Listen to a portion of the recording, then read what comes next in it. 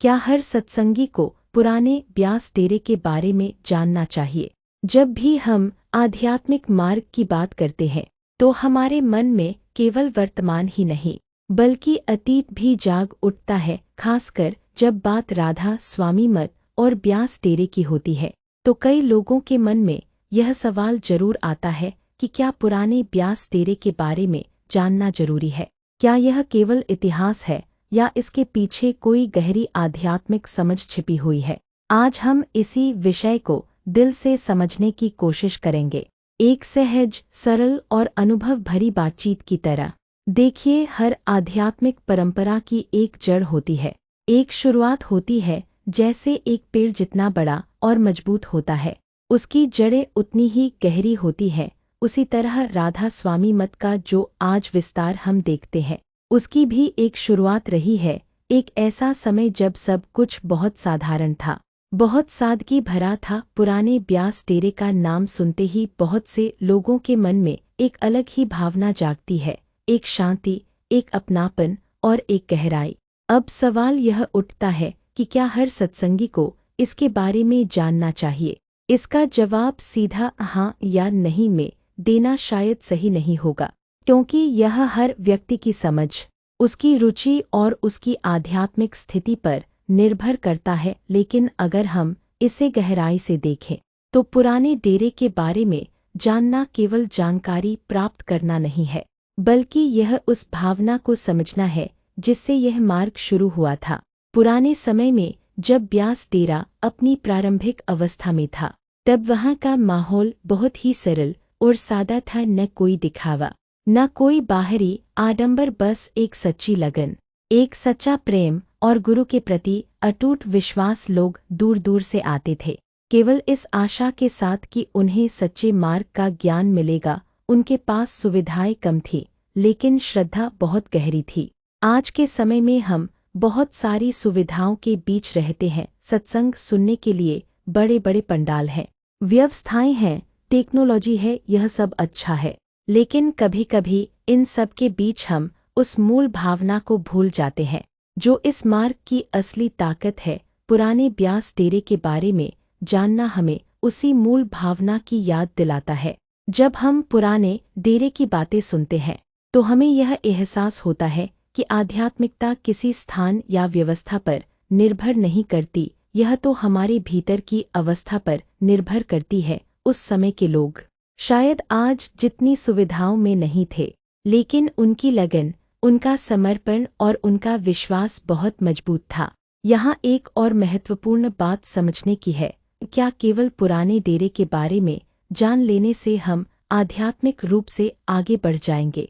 नहीं, यह केवल एक माध्यम है, एक प्रेरणा है। असली काम तो हमें अपने भीतर करना है। नामदान लेने के बाद जो जिम्मेदारी आती है, जो साधना करनी होती है, वही असली रास्ता है।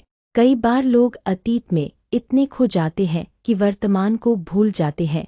वे पुराने समय की तुलना आज से करने लगते हैं और सोचते हैं कि पहले सब कुछ बेहतर था। लेकिन यह सोच हमें आगे बढ़ने से रोक सकती है, क्योंकि हर समय की अपनी विशेषताएं होती हैं, अपनी चुनौतियां होती हैं।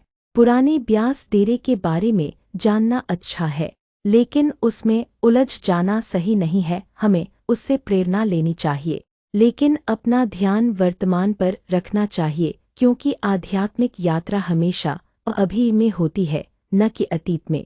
राधा स्वामी बाबा जी हमेशा यही सिखाते हैं कि हमें अपने भीतर झांकना चाहिए, अपने मन को समझना चाहिए। अगर हम केवल बाहरी चीजों में उलझे रहेंगे, चाहे वह पुराना डेरा हो या नई व्यवस्था, तो हम असली लक्ष्य से दूर हो जाएंगे।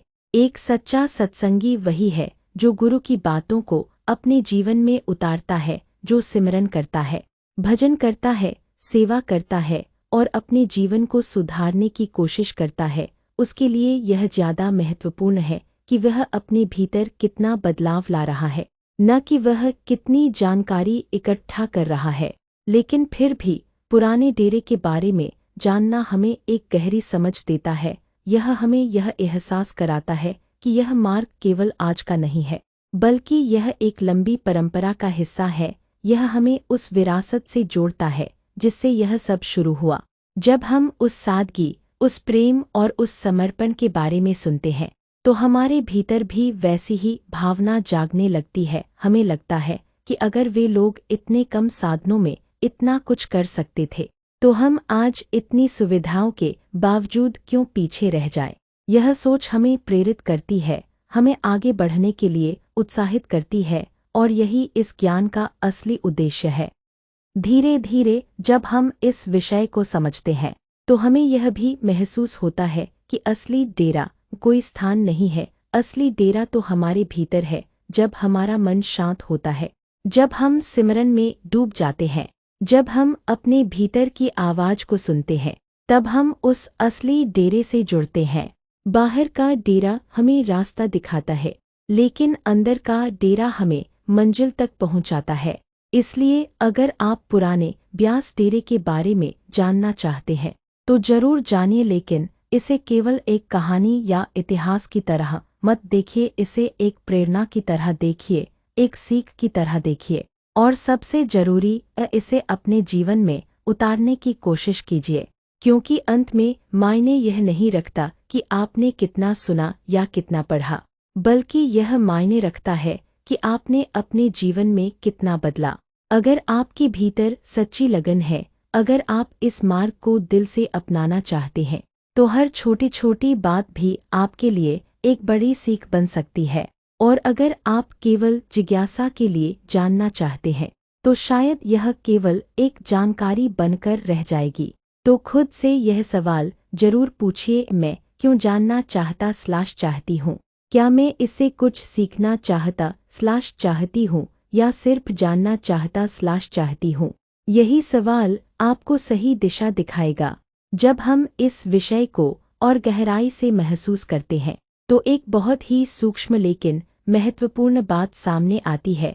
हम अक्सर स्थानों से जुड़ जाते हैं, लेकिन आध्यात्मिकता का संबंध स्थान से नहीं, अवस्था से होता है। पुराने ब्यास डेरे की बात करते ही मन में एक अलग ही चित्र बनता है, सादगी, शांति, कम भीड़, ज्यादा अपनापन और एक ऐसा वातावरण जहां हर व्यक्ति भीतर की यात्रा पर केंद्रित था। लेकिन क्या वास्तव में वही सब कुछ था जो इस मार्ग की आत्मा है, या वह केवल एक बाहरी रूप था जिसके पीछे असली चीज कुछ और ही थी? धीरे धीरे समझ में आता है कि उस समय की सबसे बड़ी विशेषता सादगी नहीं बल्कि सच्चाई थी। लोग दिखावे के लिए नहीं आते थे, बल्कि सच में कुछ पाने की चाह लेकर आते थे। उनके पास विकल्प कम थे, इसलिए उनका ध्यान बंटता भी कम था। आज हमारे पास बहुत कुछ है, ज्ञान के साधन, सुविधाएं, अवसर, लेकिन साथ ही ध्यान भटकाने वाली चीजें भी उतनी ही बढ़ गई हैं।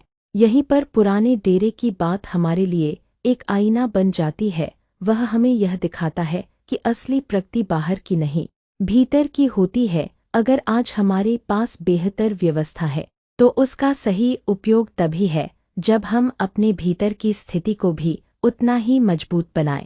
कई बार हम यह सोचने लगते हैं कि शायद उस समय के लोग ज्यादा भाग्यशाली थे, उन्हें ज्यादा शांति मिलती थी, उनका अनुभव ज्यादा गहरा होता था। लेकिन यह सोच भी पूरी तरह सही नहीं है, क्योंकि अनुभव समय या स्थान पर निर्भर नहीं करता। वह आपकी साधना, आपकी नीयत और आपके समर्पण पर निर्भर करता है। आज भी अगर कोई व्यक्ति पूरे दिल से सिमरन करता है, पूरे विश्वास के साथ गुरु की बातों को अपनाता है, तो उसे वही अनुभव मिल सकता है जो किसी को पुराने समय में मिला होगा, क्योंकि सच कभी बदलता नहीं, केवल परिस्थितियां बदलती हैं। एक और बात जो धीरे धीरे समझ में आती है वह यह है कि पुराने डेरे की चर्चा कभी कभी हमारे अंदर एक तुलना पैदा कर देती है। पहले ऐसा था, अब वैसा नहीं है, लेकिन यह तुलना हमें आगे बढ़ने से रोक सकती है, क्योंकि जब हम तुलना करते हैं तो हम वर्तमान को स्वीकार नहीं कर पाते। आध्यात्मिक मार्ग पर सबसे जरूरी चीज है स्वीकार करना, जो है जैसा है उसे स्वीकार करना और उसी में आगे बढ़ना। अगर हम हर समय अतीत को याद करते रहेंगे तो वर्तमान का लाभ नहीं उठा पाएंगे। पुराने डेरे की बातें हमें प्रेरणा देने के लिए है, हमें यह याद दिलाने के लिए है कि इस मार्ग की नींव कितनी मजबूत है। लेकिन अगर हम उसमें ही उलझ जाए तो यह प्रेरणा एक बाधा बन सकती है। धीरे धीरे यह भी समझ में आता है कि असली जुड़ाव किसी स्थान से नहीं बल्कि गुरु से होता है। गुरु जहाँ भी हों, जिस रूप में भी हों, वही हमारे लिए सबसे महत्वपूर्ण है। उनका संदेश, उनकी शिक्षा, उनका मार्गदर्शन, यही सब कुछ है। अगर हम केवल स्थानों से जुड़ जाएंगे तो हमारा ध्यान बंट जाएगा, लेकिन अगर हम गुरु से जुड़ेंगे तो हमारा मार्ग स्पष्ट रहेगा। और जब यह जुड़ाव गहरा हो जाता है तो फिर फर्क नहीं पड़ता कि आप कहाँ बैठे हैं, पुराने डेरे में या नए में, घर पर या कहीं और, आपका मन जहाँ शांत है, जहाँ आप सिमरन में डूब सकते हैं, वही आपके लिए सबसे पवित्र स्थान है। यह बात सुनने में बहुत सरल लगती है, लेकिन इसे समझने और जीने में समय लगता है, क्योंकि हमारा मन हमेशा बाहरी चीजों की ओर भागता है। उसे कुछ दिखने वाला चाहिए, कुछ पकड़ने लायक चाहिए, लेकिन आध्यात्मिकता में जो सबसे महत्वपूर्ण है वह दिखाई नहीं देता, वह महसूस होता है। पुराने डेरे की सादगी हमें यही सिखाती है, कम में भी बहुत कुछ पाया जा सकता है अगर मन शांत हो। अगर भीतर सच्चाई हो तो बाहर की ज्यादा जरूरत नहीं होती। आज हम जिस दुनिया में रह रहे हैं वहाँ हर चीज तेज है, जीवन की गति, सोचने का तरीका, अपेक्षाएं, सब कुछ ऐसे में पुराने डेरे की धीमी, शांत और गहरी ऊर्जा हमें संतुलन सिखाती है। यह हमें याद दिलाती है कि हमें भी कभी कभी रुकना चाहिए, अपने भीतर झांकना चाहिए और खुद से जुड़ना चाहिए। लेकिन फिर वही बात, यह सब जानना तभी उपयोगी है जब हम इसे अपने जीवन में उतारें। अगर यह केवल सुनने या पढ़ने तक सीमित रह जाए तो इसका कोई विशेष लाभ नहीं होगा। आध्यात्मिकता का असली अर्थ है अनुभव, जो आप खुद महसूस करते हैं, और यह अनुभव तभी आता है जब आप नियमित रूप से अभ्यास करते हैं, जब आप धैर्य रखते हैं, जब आप हार नहीं मानते। कभी कभी हम जल्दी परिणाम चाहते हैं, हम चाहते हैं कि हमें तुरंत शांति मिले, तुरंत अनुभव हो, तुरंत बदलाव दिखे, लेकिन यह मार्ग धीरे धीरे आगे बढ़ने का है। यहाँ हर कदम मायने रखता है, हर दिन का अभ्यास मायने रखता है। पुराने डेरे की कहानियाँ हमें यह भी सिखाती हैं कि सच्चे मार्ग पर चलने वाले लोग कभी जल्दी नहीं करते, वे धैर्य रखते हैं, वे विश्वास रखते हैं और वे लगातार प्रयास करते रहते हैं। और यही तीन चीजें आज भी उतनी ही जरूरी हैं, धैर्य, विश्वास और निरंतरता। अगर ये तीन चीजें हमारे जीवन में आ जाए तो चाहे हम पुराने डेरे के बारे में जाने या न जाने, हम अपने मार्ग पर आगे बढ़ सकते हैं।